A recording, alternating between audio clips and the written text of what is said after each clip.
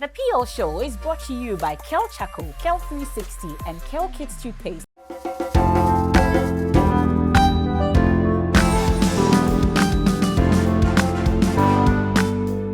Thank you for tuning in and welcome to season 9 of the PL Show. Today on the PL Show, we'll be meeting a woman who's very passionate about the arts industry, particularly the performing arts industry. She has over 40 years experience in that industry. She's worked in the US, she's back home as the executive director of the National Theatre of Ghana. I want to listen to that conversation, and I hope that you too want to hear from Amy Appiah Frimpong. You're welcome to the Kel Toothpaste PL Show. The Kel Toothpaste PL Show is brought to you by the Kel Toothpaste brands, Kel Kids, Kel Chaco, and Kel 360. Kel Happy Smell. My costume is Kind Courtesy Red Cotton, and my makeup by African American Beauty Academy and Spa. You're welcome to the PL Show. My name is Keminni. Amanor. Stay with us. Mommy.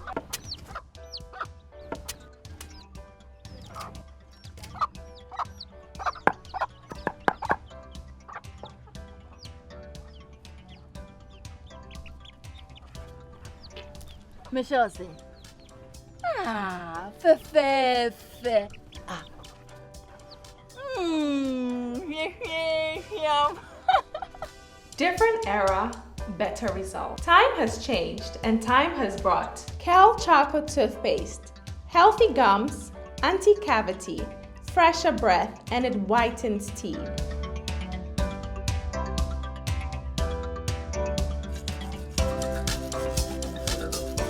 Kel Chaco toothpaste, Sankofa, Yenchi, Kel Chaco toothpaste. Happy smile.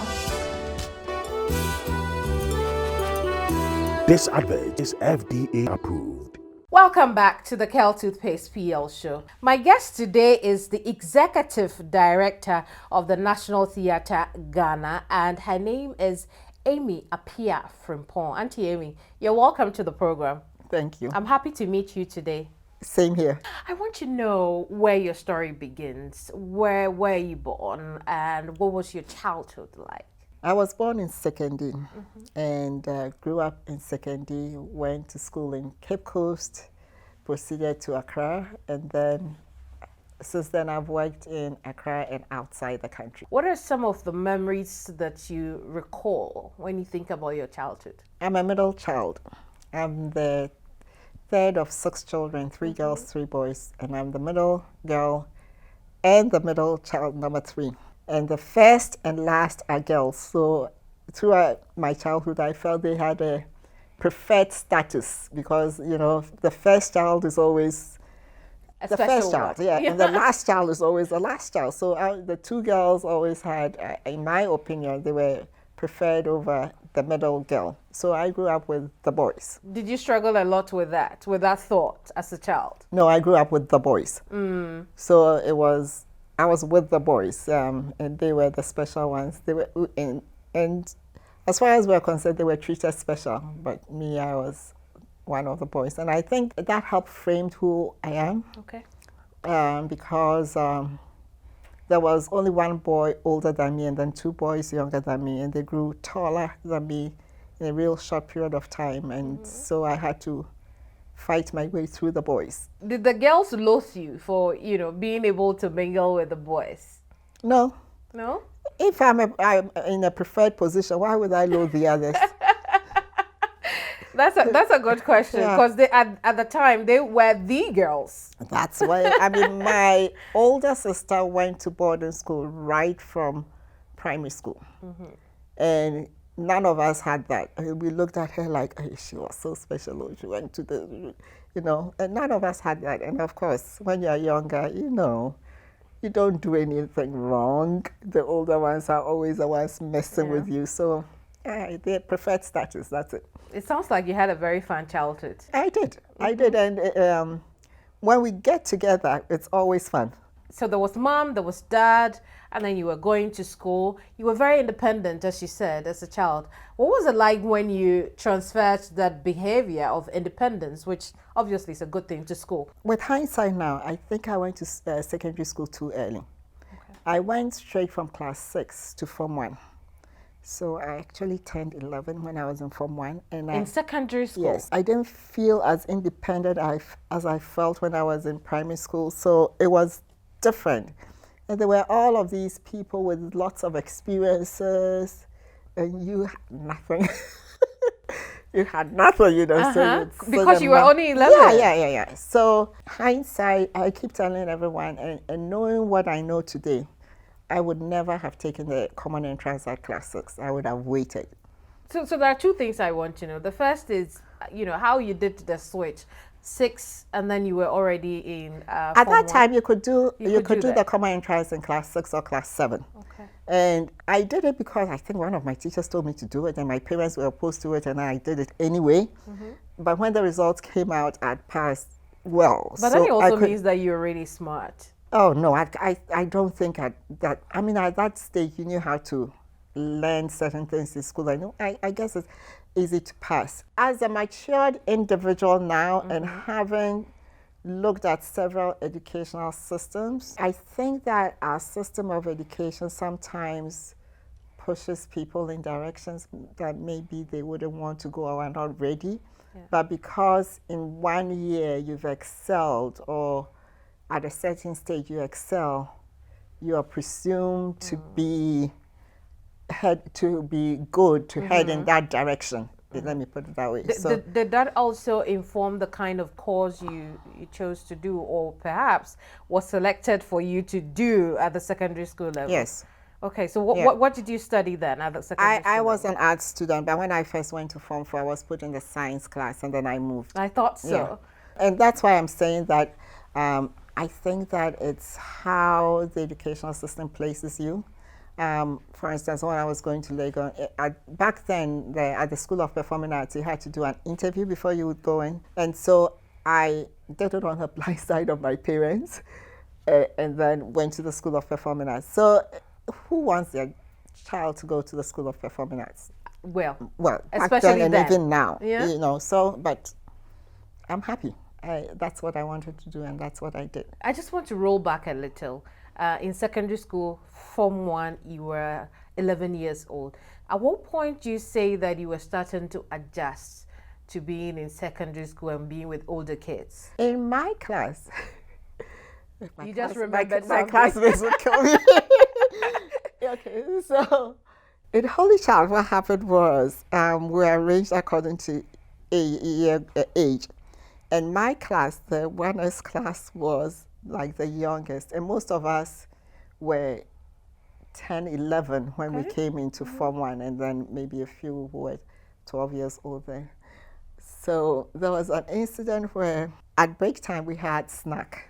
So you go and get your snack and all of that. And there was one senior in Form 5 that one day went and took all of our snack. And we came back to class, and the teacher that we had was our class master, Mr. Bain. So he walked in the class, looked at us, and he said, "What's going on?" And we all screamed, "Please, Mr. Bain, Shwala ate our snack." And some were crying. So he said, "Who's Shwala?" Of course, we didn't know her name. We said, "Shwala Pino." And he was looking at us.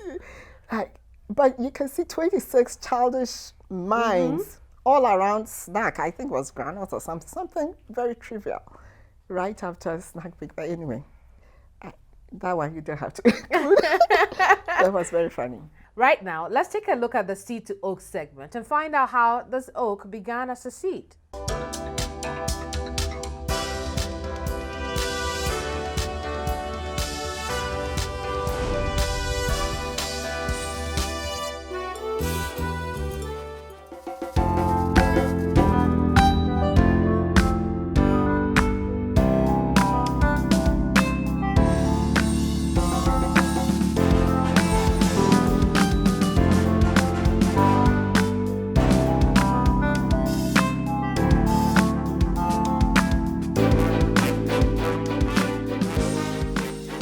Antemia.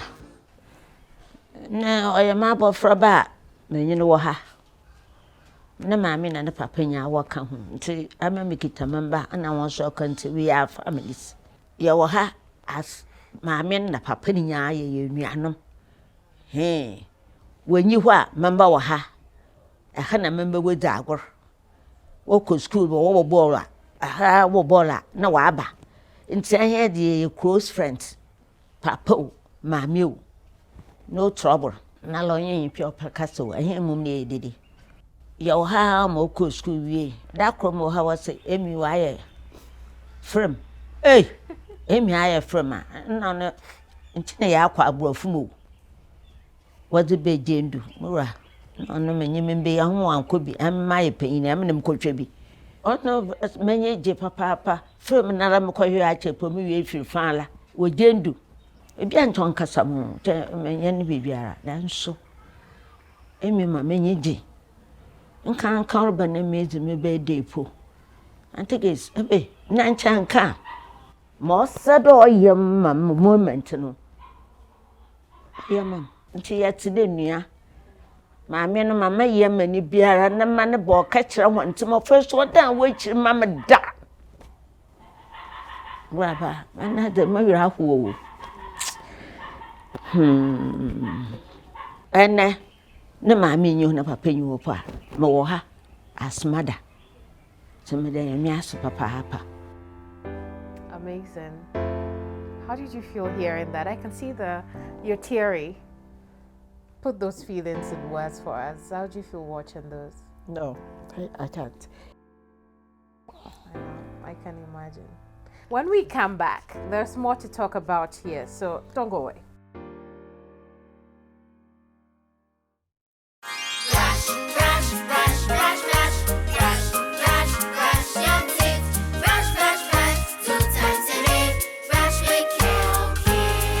Hello, my friends. My name is Kids Toothpaste. Wow. I was made to be gentle on your gum, but protected.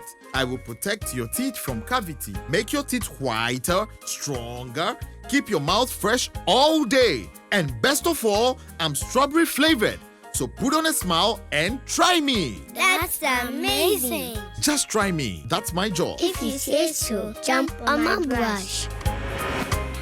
It makes your teeth stronger, chicky whiter, chicky stronger. Yay! You did it! I'm glad you like your new toothpaste. Don't forget to brush both day and night. Kids, happy smile.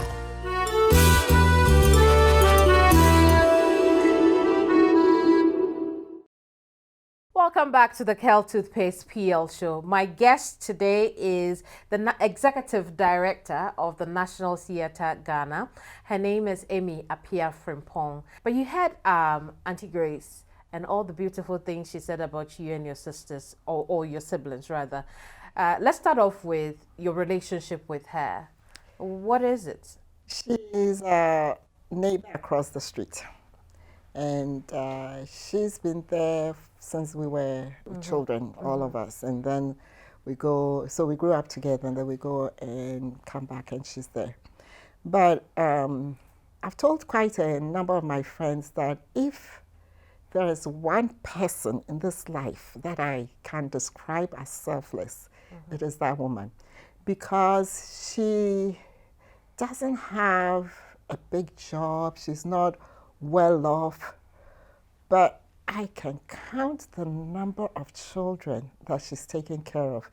When she goes to the family home, someone has a child, they don't know what to do with the child, she'll bring them home, because her thing is, if I'm eating gari and abenkwan with only beans in the abenkwan, it's food, and I can share it with that person. I remember 2 weeks, less than 2 weeks before my mom died, one of the children that she had taken care of actually got married, and so they performed the ceremony at her house.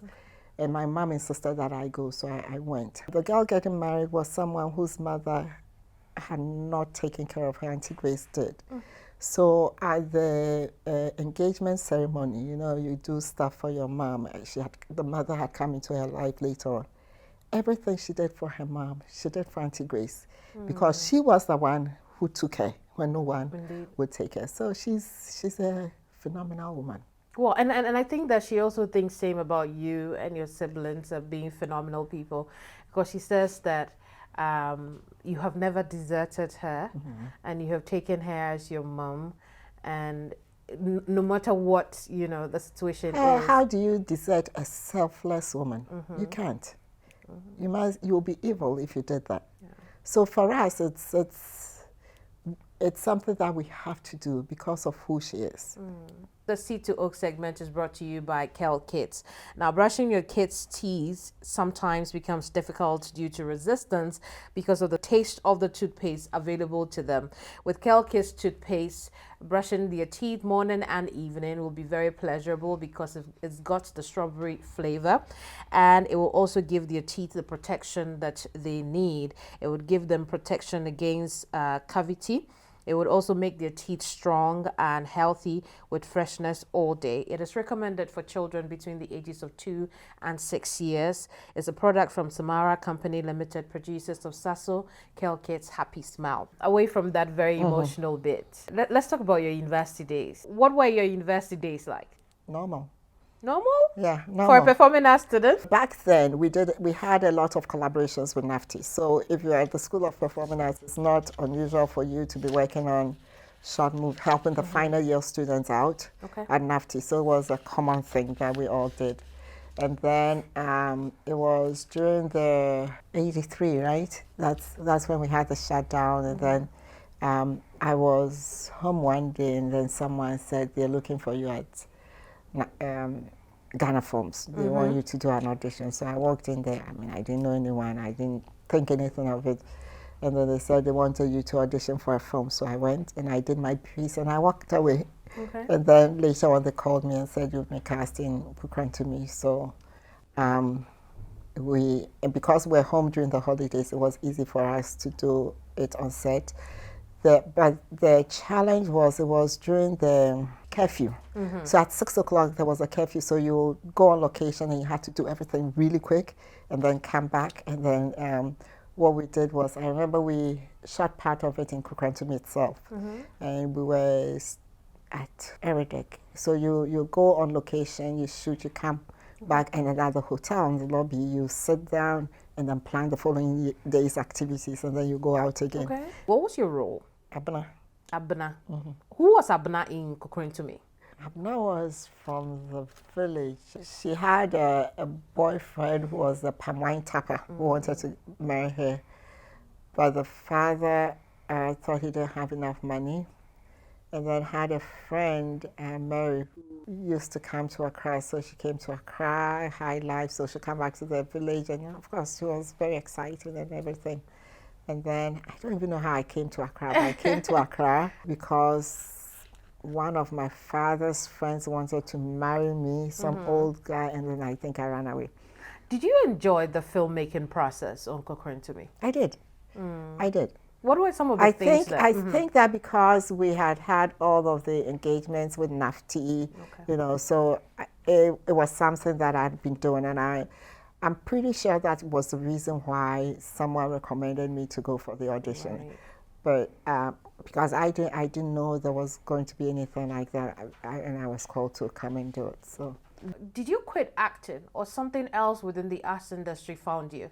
Something else within the arts industry found me. Let's talk about that something else. Okay, so I traveled outside. I thought I could have a brighter film career outside, or even acting career, because I was exciting. So I had the chance to go outside, and I quickly learned that it was not the market for me. It wasn't something that I wanted to pursue in someone else's line. Over here, I was comfortable, and so I could do that. And I remember distinctly, I started a pharmacy course in the US, and I was like a semester into it. And then one day I'm at home, and I got a call from former Niyate. He had come to the US, had my number, and he called me and he said, "It's Mami then now, so I started pharmacy course." And typical Niyate, if you know, he just ran me down with all of your talent, blah, blah, blah, you can't do that. So the following day I went back to school and I started looking for other courses in the arts and happened upon an arts administration course.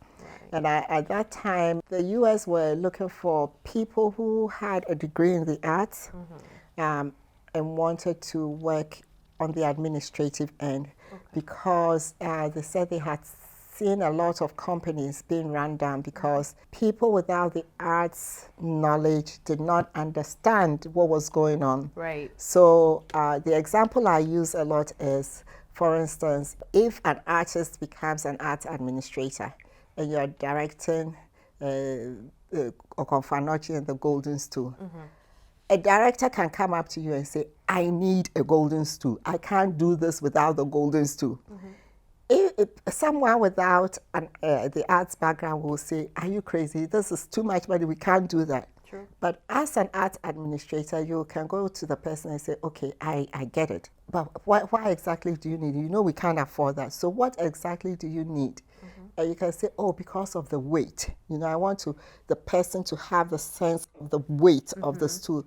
So then you can say, okay, we can't have the gold, but we can have X metal and paint it yellow, you know. So the director gets what they want, as opposed to someone who doesn't understand, who will come in and say, you people are crazy, where am I going to get a gold? And then shuts down the conversation. So that's the kind of thing that I've been doing. How long were you in the US for? You like talking about years, don't you? It would seem so. It would seem so. A little over 20 years. A little over 20 years. And over that period, you also expanded your arts administration career. Where did that begin? First, I worked at Charities Review Council. It's a non-profit that is set up to review other non-profit structures. So you look at 4 areas: governance, financials, PR, marketing, and I think education. There were 4 areas. And then basically you give them, it's like giving them a seal of approval. And so when they come to the Charities Review Council and they are reviewed, and then you say that, okay, these people have reviewed, you give them a certain percentage. So like 70% of whatever they receive from a sponsor actually goes to the activities that it's intended to, they are intending to do, and only 30% goes to administrative, as opposed to 90% going to administrative and 10% going to the activity. So there was a way of measuring all of those, looking at their financials, their governance, and all of those, and then you give them a seal of approval. So it makes fundraising for the organizations easier for them when they have that seal of approval. And so from there, then I worked at the Minnesota Orchestra, which is one of the 10 largest orchestras in the U.S. I worked in the research department, and then my last place was at the state level, at the Minnesota State Arts Board. Along the line, you decided to come back home. I won't ask you when, because you know you have noted me for liking the numbers. But if you would like to tell us, we'll take it. But when you decided that it's time to go home, what made you take that decision? My older sister passed away about 15 years ago. All of the children, all of my parents' children, we were outside, and she was the only one here. So when she passed, I felt like, oh gosh, I'm the next girl in line, so I have to. And at that time, my parents were getting older. So at 83, my dad had a stroke, which was like very difficult for all of us, because I remember a friend of mine telling me when he had the stroke, because we were talking, and he said, Amy, you and your siblings, you know your dad is going to die someday, right? And honestly, I had never considered it. He was 83, 84, going on 85. And my dad dying, I know he'll die someday, but I mean, I'm not ready. So it's you not. Hadn't faced I never thought about it. And I asked him, I said, the way you and your siblings talk about your dad, it's as if you don't realize that it's coming, you know. He's 83. He has a stroke. He can't move. You people need to sit up. And at that point was like, oh my goodness, I have to figure a way of coming back home. 26 months later, he dies. And my friend calls me and said, your dad is not feeling well, you should come. So I came.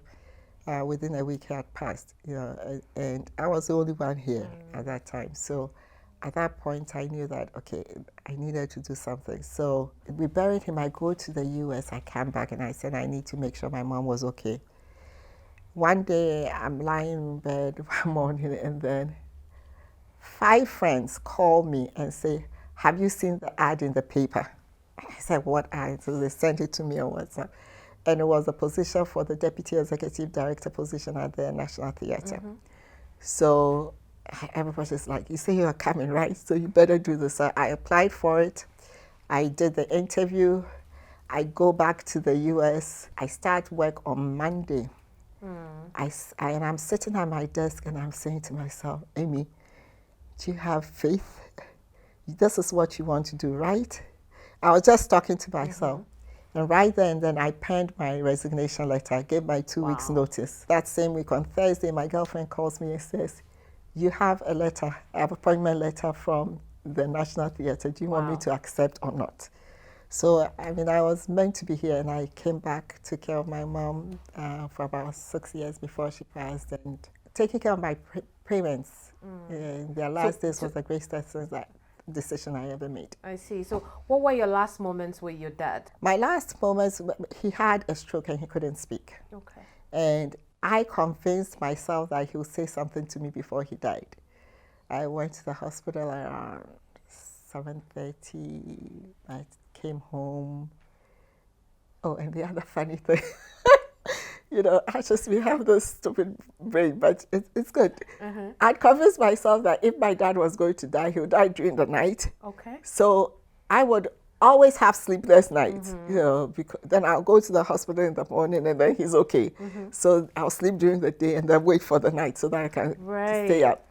So I go to the hospital at 7:30 p.m. It's about 7:15, 7:30, he's fine. I come home and then I sit down at the dining hall table, and then one of the nurses, we had nurses for him at home, will sleep in the hospital. He calls me and he says, Auntie, they say you should come. And I said, what? And he says he couldn't speak. And my mom was sitting right there, so I hung up the phone. And I went to the back of the house and I said, Daniel, what's up? And he said, Grandpa Oko, 8:15 in the evening. He's not supposed to die in the evening. He's supposed to die at night. So I sat in the car and hold your around it. I know my mom was 80 at that time, so I knew I couldn't tell her in the evening. So I took one of the house helps, put her in the car and said, Emilia, you're going to cry all you want. When I bring you back home, you won't cry, okay? So we went to the hospital, made arrangements, came back, and then I took the other person, took them for a ride. And then we had to hide all of my mom's phones so nobody gives her get a call. them. And then in the morning, someone had to be at the bottom of the stairs to prevent people from coming up until the priest was able to come break the news to her. Wow. So that was... And then you were also taking care of your mom before she passed. Yeah. Oh, but my mom wasn't really sick. Okay. A friend of my mom had this group of friends, and they all died. In fact, I remember that when the last one died, the bishop called and said, your mom's last friend is gone, so you better come. So I came, and then she had some other friends within the estate. One of them dies, and then they're holding the 1 week because nobody's been able to tell my mom. And when you sit at the where my mom usually sits, you see right into her friend's house. So I had to go and break the news to her. So she says she's going. She couldn't. That was so. I think the 1 week was on Thursday, and my mom dies on Tuesday, and that was the first time when this lady died, Mrs. Yo. And then I told my mom. My mom didn't cry. She said, "Oh, Dama, okay, first time, usually you tell her someone is dead, she has a whole funeral in the house before we even step out. But this time around, she didn't cry, and I didn't understand. So that weekend, my niece went there with the kids, and then they said Sunday night, she was sweating a lot. So I said, okay, take her to the hospital, I'll come back. I'll come and see her Monday. So I was there on Thursday, so I went back on Monday. and she was in the hospital. Nothing wrong with her. So I went to see the doctor, and the same doctor who took care of my dad. So this time around, you talk to me. So anyway, he does his round. We get to my mom's bed, and she's lying down saying, Mruko, Mruko. And the doctor said, oh, do you hear? Really? I said, yeah. I said, oh, don't mind her. My mom was a 35-year breast cancer survivor. Wow. So when she said, I said, oh, my, she does this every year. Her birthday is on the 26th. So Christmas Day, she called us, Mruko, Mruko. You know, so we're used to it. He said, okay. Then he goes to see her and says, come over here. So I went to stand by him, and he said, feel her. So I felt her. She was clammy. I said, oh, this is much. It's, it's much. It's hot. So okay. And then he put the oximeter on my finger first, and it read 98 or whatever it's supposed to read. When he put it on my mom's finger, 0 did not even show up. Oh. So at that time, I knew it was close. So he said, I'm giving her oxygen. And then I got on the phone like, someone should come. We turned around, turned back, and she was gone. She was gone. Thank you for sharing those stories with us. Now you're the executive director for the National Theatre. We will come back and talk a bit more about that. But let's take a look at a day in the life of Auntie Amy. Here's 360.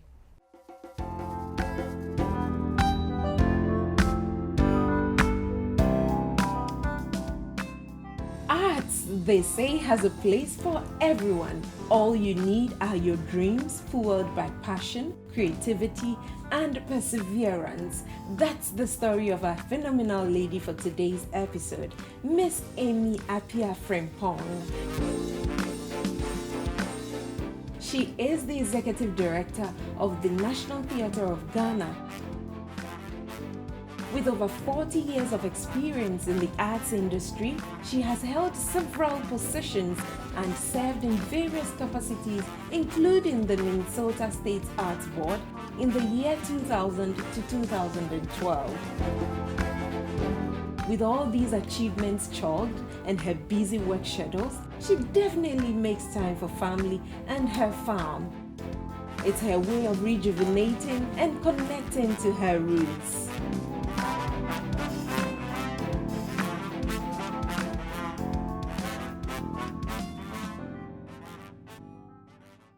Well, there you have it. So those are the things that Auntie Amy does for her life, her office, her farm.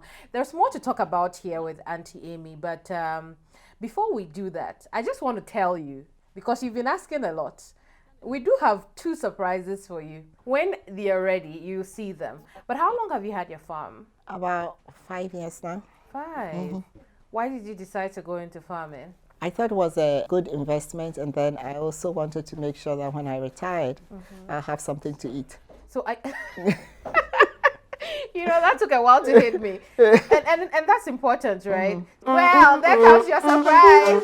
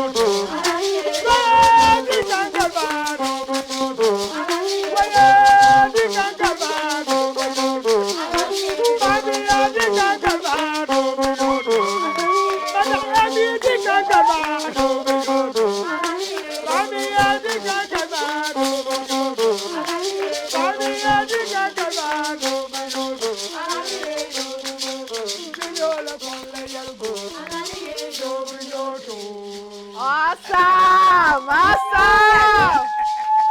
Well, you should make Auntie Emmy, these are your people. And they came here to surprise you. Thank you. What's the meaning of the song you're singing? She has gradually processed herself to this level. Amazing. Means just take your time and walk gently, you will get there. And she is there. Yeah, she's there. She is there. She is there indeed. Why did you decide to go for this one that talks about the life of Auntie Well, Emmy? you know, this is a traditional instrument and it goes with proverbs. And some of the occasion demand what song that I need to play. So today like this, when they just gave me the whole picture about it, I said, this is the one that this one I have to go. I must add that I've known Mary Guy since the School of Performing Arts. Oh, right. So, yeah, he was there when I was there. So we amazing. Go way, way back. And the two of you still work together. Yes. Wow, I love that. Love to see. Love to see. But Auntie Amy, what do you think about your people coming here? I'm speechless. And especially the people who are actually here, I'm really speechless. I see. What is it like working with Auntie Amy to start with? Maybe you should tell us something. Let me sit. Yes, Auntie Amy, please go ahead. I'll probably join you as well. Okay, I've been with Auntie Amy for 10 years now. 10? Yes, 10 years. And she's a good leader. She talks to us all the time. She wants you to upgrade yourself, go forward in life. You shouldn't stay wherever you are. Don't take it as if, okay, where I am, I'm okay. No. She's always advising us to go forward, aspire more, and be where she is now. And you have known her the longest. So what would you say Auntie Amy is like? What is her relationship with all of you like? Madam Amy is straightforward. When she wants you to do something, she will go after you. And she will always keep reminding you that, oh, what I asked you to do, have you done it? Is it done? She wants to see. If you say you have done, let me see. So it means that's force drive. She has the force drive in driving us along with her. You know, she doesn't leave us back. And that's, as she already said, we know ourselves for a very long time. And since I've seen her from that time up to now, that's the way I know. Only one thing that I know about her, that the forward drive. Indeed, forward drive, indeed. We fight a lot. Yeah, let's talk about the fight. For the fight, yeah, it is a nature because when things are not done, she can't smile. She have to put pressure on. Yeah, not on us, even the director herself. So Auntie Amy, how do you feel about hearing all these wonderful things that are being said about you? They are a wonderful group of people to work with. And like I said, that because I'm in administration, I live through them. Their dreams are my dreams. So in terms of artistic excellence, when they excel, I feel like I'm also on stage and I've also excelled. So that's why I'm always pushing them. Well, and we are grateful that he came, Ghana Dance Ensemble. And so we're showing appreciation to you. This is a package we're giving you to tell you that thank you for coming to help us to pleasantly surprise Auntie Amy.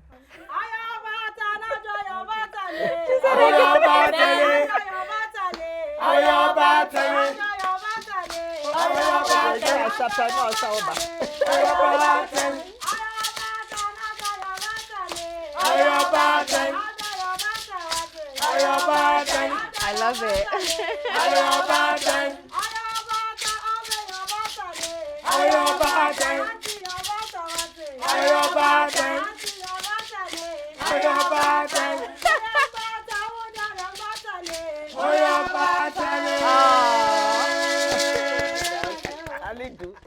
Thank you so much. Thank you for giving me a slice of the song.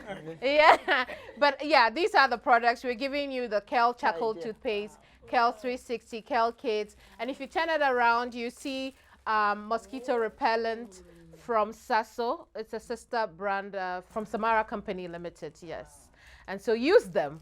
Introduce people to them. And let's have more of Auntie Amy here. Thank you so much. Oh, I love that. What's that? What's it called? It's called Goje. Oh, right. You know, the Dagomes play, the Mampruse play, the Frafra play. Fantastic. Yeah. We are not done here. One more surprise for you, Auntie Amy. Stay with us here. We'll be right back. Mommy.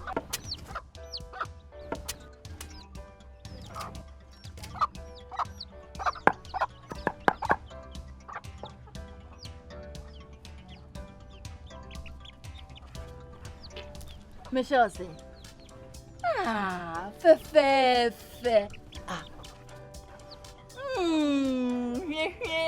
Yum.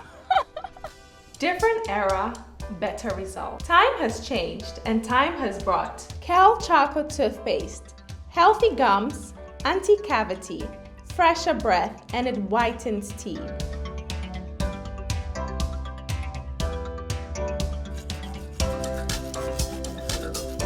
Kel Choco toothpaste, Sankofa. Yenchi, Kel Chocolate Toothpaste. Happy smile. This advert is FDA approved. Auntie Amy, you must have been pleasantly surprised by that. Yes. Yeah. But I told you that there's more to come.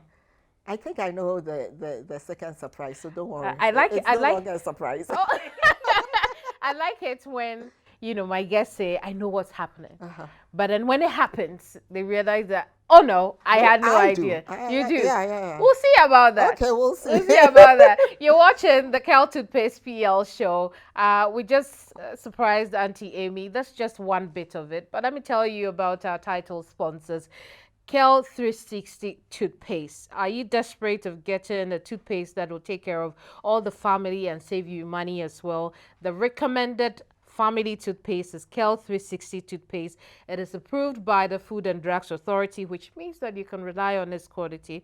It will provide you and your family with all-round dental protection throughout the day with freshness guaranteed. Kel 360 toothpaste is good for kids, it's good for adults, for the entire family. So make your family proud when they step out by constantly using Kel 360 toothpaste. Kel 360 toothpaste brightens your teeth, prevents cavity, gives fresh breath with its cool minty flavor. And you throughout the day, you would not talk to anybody and the person will look away. I can assure you that. So grab Kel 360 toothpaste. Let's talk a bit about your work at the National Theatre. How is it going? One of the other reasons why National Theatre was exciting for me is I like to go in a place where there's chaos, struggle, there's there are issues, help turn it around, and then I leave. Almost everywhere that I've gone, I've had the chance to do that. In fact, the job well, there that we I are. had, okay, she's constant.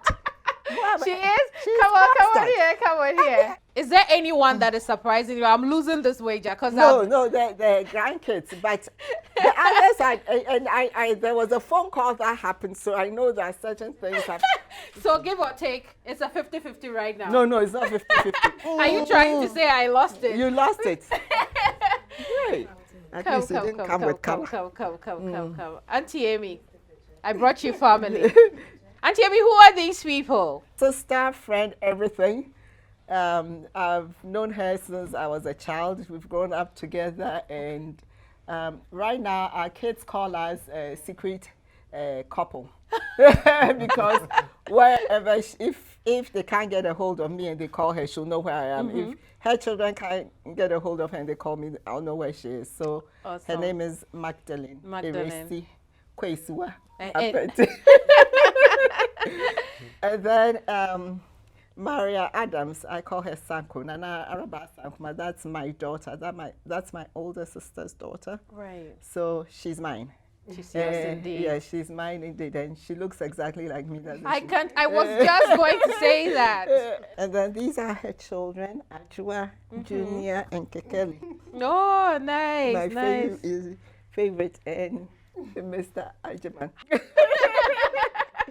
So this is it. Wonderful, wonderful. And thank you all for coming. Please take a seat. Thank you so much for choosing to stay with us on the Kel Toothpaste PL show.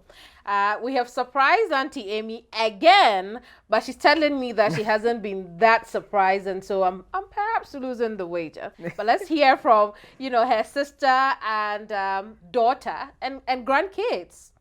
What they think about her. Maybe I'm wrong about Auntie Amy. Am I wrong about Auntie Amy Kekeli? The wager, right? I should be winning, or Auntie Amy should be winning. No way! No way. Anyway, how are you? What do you like about Auntie Amy? She gives us toffees. I like that. Toffees are good, aren't they? So how about we tell Auntie Amy no more toffees for Kekeli? Yeah, toffees for me. I like that. How about you, Junior? When we go there, Mommy doesn't get to worry us. Mommy? Why do you worry, Junior? But Junior, is that all you like about Auntie Amy? You like to get away from Mommy at Auntie Amy's house. High five in the air. High five in the air for you. Now let's talk about you. Auntie Amy says that you're her daughter. What is your relationship with Auntie Amy? Okay, she's my mom. I grew up following them. I mean, at a very young age, I always follow them wherever they go. And so she's always been there for me. When I lost my mom, grandparents, her parents, she's been a mother to me and a grandmother to my kids. Let's go to Auntie Magdalene. Maybe she will give us some debt, because I want to know why I lost the wager today. Auntie Magdalene, she says that you are more than a friend. You're her sister. She's right. Today is a good opportunity for me to show the love I have for her. Yes. I think we've been together and through thin and thick, and she's always there for me. Indeed, as Maria said, she used to follow us. When we were young, we used to go everywhere together. Do the bad things and the good things together. Okay. And she'll stick out for me. I will stick out for her. And even as we are grown, I can always count on her. What were some of the fun things you did together? Oh, walking. We would walk, up the hill. In Sekondi, we lived basically in Sekondi, and it's a very nice place. So we'll go up the hill. We'll go to parties together. We go. What else? I'm even confused now. But we go to parties. Basically, we visit friends. We travel together. Anywhere you find her, it's very likely that you'll find me there as well. Auntie Magdalene says that you've done things together, the good and the bad, and gone to parties. But you didn't tell us that you were going to parties. Oh, but you didn't ask. You said your university days were normal, but they were not. But university, at that time, you go to parties. Parties are normal, so parties are normal. I see. We love to dance, so anywhere there is dancing, we go and exercise. Dancing is our exercise. We do together. I can imagine. And I also see that your family is really important to you. And so today's exercise, if you were to describe today's exercise of they coming here, you meeting them, what would you say it means to you? I can't put it in words. They are my backbone. So to have, knowing that wherever I am, they're still there is very comforting. What has glued you together? What has kept you? I think it's the trust and sincerity that we have, between us. I mean, I'm sincere. I mean, if she's wrong, she's wrong. If I'm wrong, I'm wrong. And she will say it as it is. And there's no problem. I think it's important to be sincere in everything that you do. And I think that is what has kept us going. That's very similar to what, the dance ensemble people also said, that you're very straightforward. And do you ever feel like you're too straightforward sometimes? All the time. All the time. Yeah, because sometimes you say things and people think that, oh, you shouldn't have said that. But it doesn't bother you to say that I should change because... No, because if I keep it in me, it festers, and then what I do is I cut you off. Right. So you're not even worth my time or my conversation. So there's no reason why I should continue any kind of relationship with you.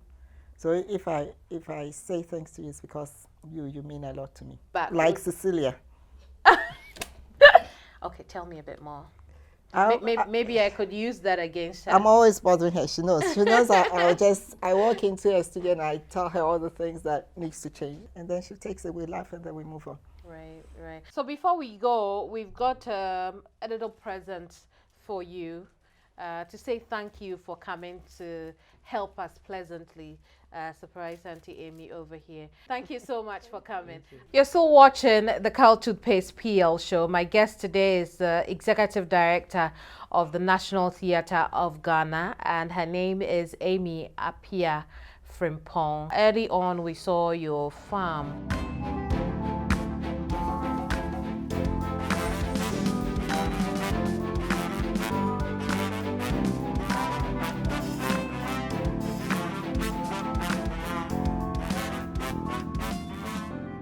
Give us some details. How big is this farm and the cassava? I like cassava. It's a 20-acre farm. Okay. 5 acres of oil palm. We're developing about 15 for cassava and plantain. And then I started a piggery, but I've decided not to continue with that. And then hopefully the rest will do for other small turnaround crops. Given how big the acreage is, it would mean that you're doing this commercially?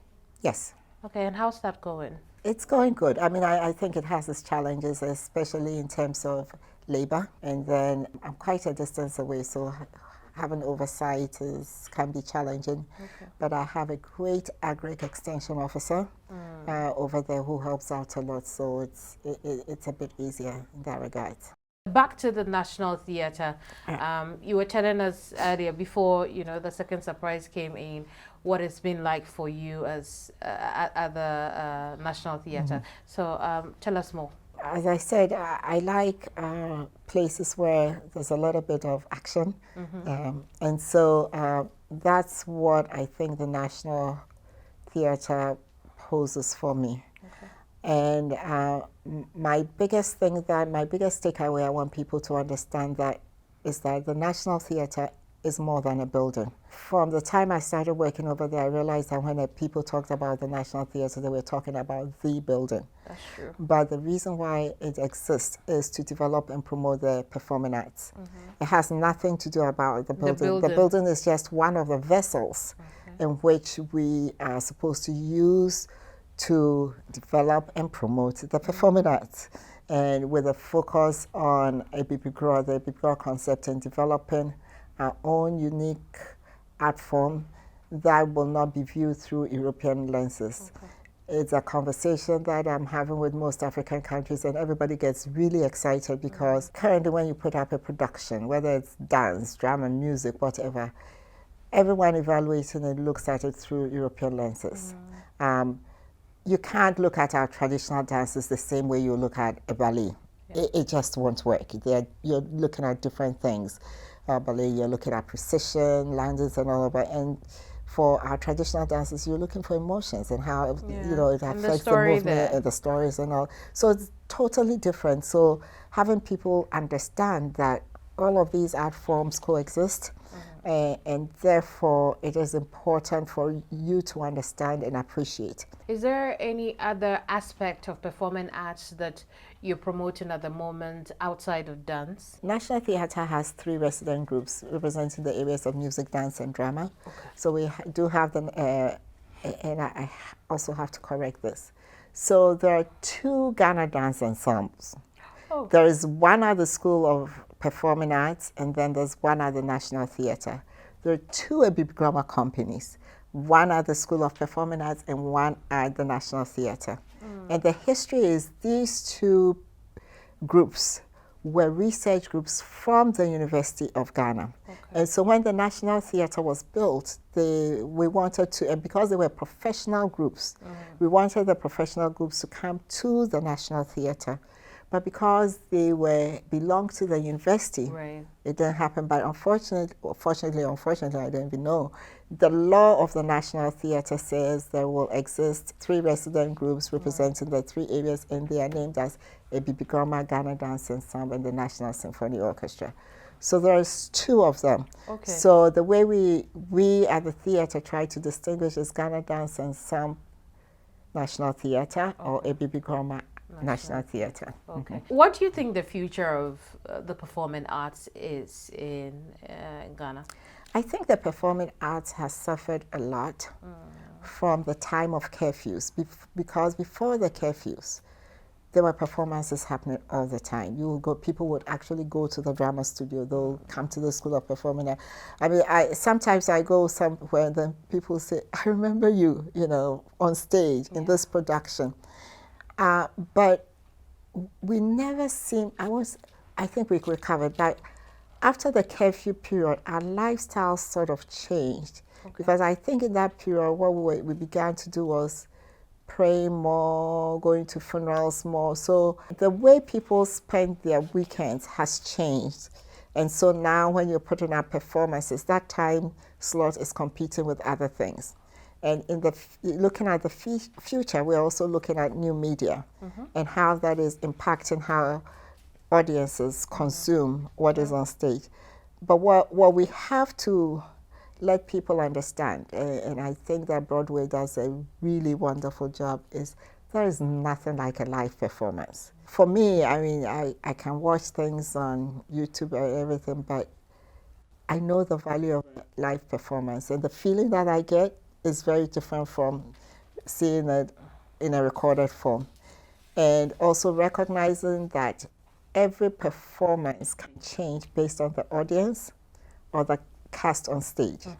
So I've seen Lion King like 3 times, the stage performance, and everyone was different because the cast was different. Once you get to appreciate that, you realize that, boy, things, it's not the same. Are we getting our own version of Broadway's anytime soon? Or could we even get there? We could. We had Black Star. There was a piece that was done, I think 70s, 80s. It was a story of Kwame Nkrumah, but it was written in the form of musical theater. Right. So, and back when we went to the arts, you go to the, we staged it at the Art Center then. So, like I'm saying, that there has to be the audience, the consumers for the form, for us to begin to grow some more. Right now, the theater, we've started a monthly theater series, and it's to do basically that. So once a month, we have monthly drama, monthly dance, monthly film, monthly poetry, and then we are introducing music as well. But the whole idea is to get the young graduates, the youth, to begin to grow their own groups and grow with their audiences as well. So you grow with your audience, you start small, maybe only 100 people, then they tell people, then the next one is 200 and 500, and before you know it, you are filling the big spaces. I'd want you to give your top 2 advice to people, but before then, there's something else I want us to bring here for you to take a look at. Does that look familiar? Since we are talking about the arts, now I got you. Does that look familiar? Okay, so this mirror. The story. We want to hear it. When I started at the theater, I needed a mirror, and someone said, "Oh, there's a broken mirror somewhere." And I said, so the person, I said, "Oh, I love it." So everybody's been saying, "Get rid of the mirror." And someone actually bought a full-length mirror and brought it to my office so I could get rid of this. And I keep telling everyone that, no, it's my artistic mirror. And so it has a lot of sentimental value. How long value. have you kept this? Oh, gosh. More than 20 years? No. I mean, since I started working. Since you started working here. Okay. Maybe 10? So when you look at it, what's the art you see? That's what I want to know now. It's unique because every mirror is square or oval or round or something, But this has its own character. We will frame this and then bring it to you. Well, thank you so much for bringing that to us. But I like your reaction to this one, and I feel like this time I got you. This time you got me. This time I did, because I thought it was being framed. So Auntie Amy, as we're wrapping up now, we've brought you thank you, our box of goodies from our sponsors, the Kel toothpaste brand. When I run out, I can call you for more, right? Yeah. You can. We'll make a special concession for you, so you can. And then there is also our phenomenal lady stool that we give each one of our guests who come here. This one, thankfully, we won't run out of. Thank you so much. We're giving you this, and we're saying the PL show is really proud of you. Is on it. Yes, it is right there. You saw that real quick. The PL show is really proud of you, and we want to say congratulations for all the great things that you're doing for the arts industry in Ghana. It hasn't gone unnoticed, and this is one of the ways we are recognizing the hard work. Thank you. Thank you for coming. So Please take your seat. It's so amazing. The PL show is brought to you by the Kel toothpaste brands, Kel 360, Kel Kits, and Kel Charcoal. My name is Keminni Amanor. We hope to see you here same time next week.